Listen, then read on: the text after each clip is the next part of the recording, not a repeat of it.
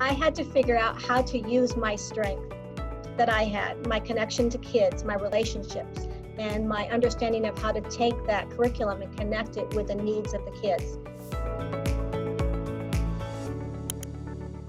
My name is Dolleen Wiltgen, and I teach fourth grade digital learning, and I am in Canton, Georgia. Well, at the end of last year, from March on, we were a digital school. We just the school closed and they sent us all home. And that was very rough because no one really knew how to be digital at that time. I was a little bit prepared for it, but it was still a lot of pressure because everything we do in front of parents. And it's not like, you have this learning curve that you're allowed to mess up. Parents were sitting there wondering, is this going to be equivalent to what education is going to be like in the classroom? We're having to relearn everything that we did. I tell people it's like getting up and walking to the door, only now I don't have my legs. And I had to relearn how to do everything that I was doing before. Simple things like looking over a child's shoulder to see what they're doing with their work, you can't do. So learning how to give formative feedback, learning how to assess where a child is, it's really, really been a challenge for me to encourage them to read. I think the biggest thing that Raz Kids has done for me, I have kids who don't have books. And so it has been my resource, my salvation to get books in their hands.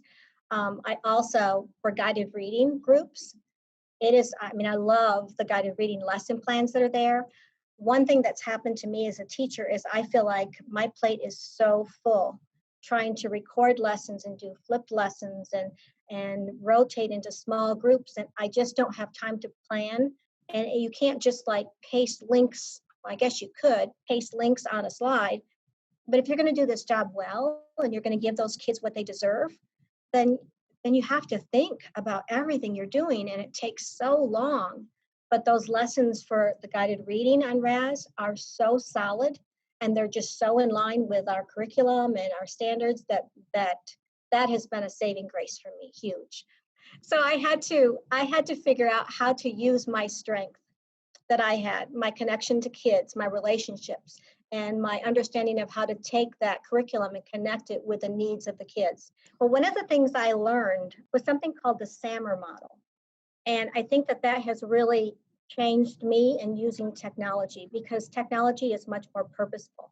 S stands for substitute, A stands for augment, M stands for modify, and R stands for redefine. And so let me just tell you a little bit about maybe an assignment that I would have done in the classroom and how it changed and became better when I did it with technology involved. And it's something that I can take back into the classroom when I go back into the classroom. So not only is it making my digital learning so much better, but it's something that I can also transfer back and make my classroom teaching better.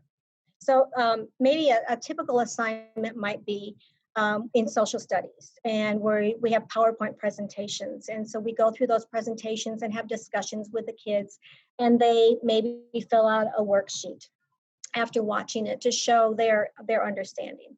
So the substitution would be just simply taking that in a digital form and placing it online, and the kids do the exact same thing. And if you think about Bloom's taxonomy, this kind of goes along with that. So that's a very low level. You didn't really enhance it in any way doing it digitally. But so the next step might be, if we're doing augment, I might ask the kids to do text to speech, or speech to text, I'm sorry. And then they're recording their voice and they're putting their answers in, but I really haven't done much different with this assignment. Now, if we cross that threshold and we start really using technology to enhance the assignment, in Modify, I might have kids go into breakout rooms and discuss things together and collaborate and share thoughts and do mentor teaching with each other. So I've improved that assignment. If I go to the highest level for Redefine, I came up with a raft assignment that I was going to do with the kids. And so I opened it up and I said, okay, so you can take the role of any of these important people in the American Revolution. And you can share that information back with me in whatever way that you want to. Well, these children are at home. And one child sent back a video to me. And I was playing it in front of the rest of the class.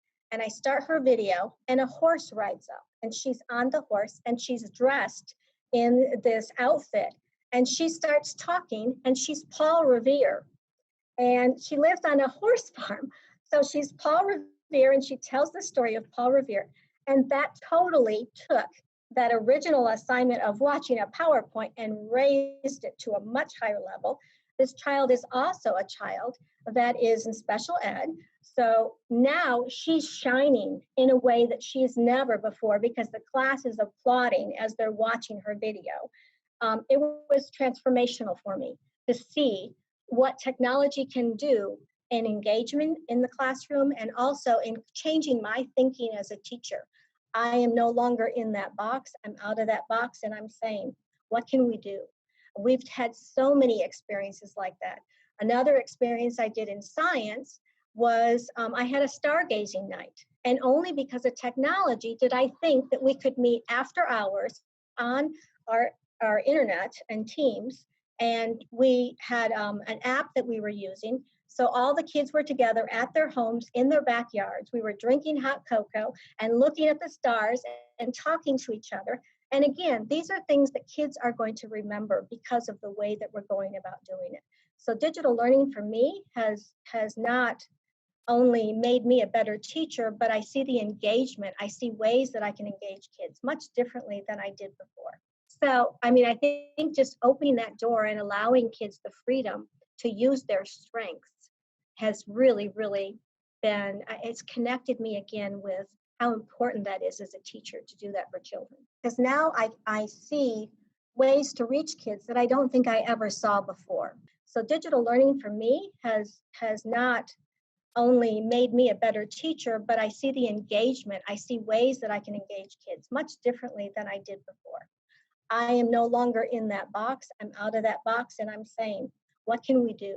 So my advice to someone who gets told they're going to be a digital teacher is to take a deep breath and to get a lot of sleep, because you're not going to get a lot once you start, but to have an open mind and to know that it's just, it's going to open doors for you that you can't even imagine, as far as the way that you can go about engaging kids, the way that you can provide creativity for them, unlike anything you could do in the classroom, and that you can have bonds with kids that are going to be so unique.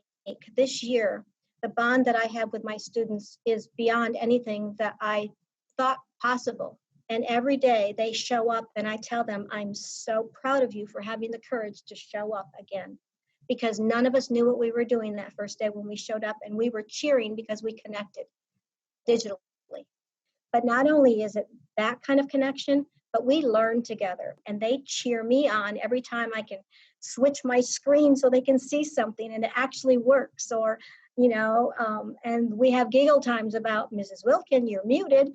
And I thought I was saying something tremendous, and they didn't hear a word I said.